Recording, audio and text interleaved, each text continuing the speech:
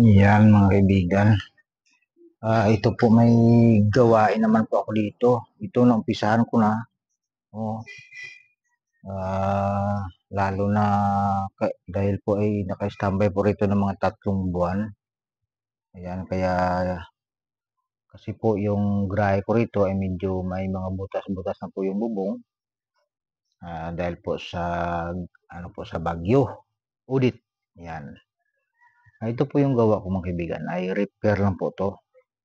Ito lang po ang sahig ng panguna at saka dito po sa apakan at saka isang dingding at saka yung toolbox na maliit.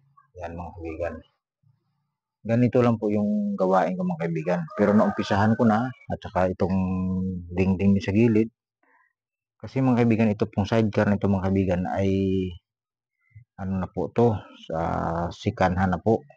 Matagal na po na to, na sidecar. Kaya yung may-ari nito, ang nagbili po, ano lang kasi to sa 5K yata ang presyo niya po.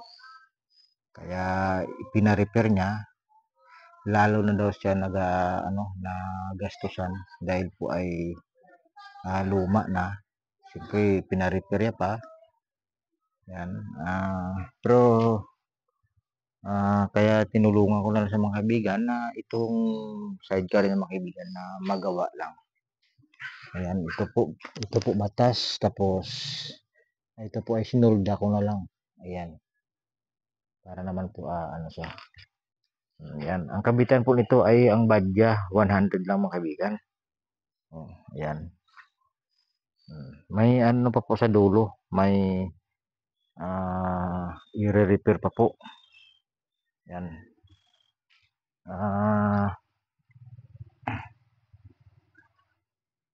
Tapos yung ano niya, ang ito po, yung ihi niya po. Ito. Yan, itong ihi. Yan, itong ihi niya. Pinutol ko na yung ano niya. Kasi po, ayan po yung ano niya. Ayan mga kaibigan, yung ano niya, luma niya. Kaya palitan na lang. Ito na. Tapos may binili naman siya mga kaibigan ng hub dito na bago. May ano na rin, may radius na rin. Ayan. Kaso lang ay dinala niya. Kaya hinihintay ko sa mga kaibigan para naman po ay ikabit ko mga kaibigan. Ayan. Bukas tamang tama to. Makapag-umpisa rito. Kasi po ay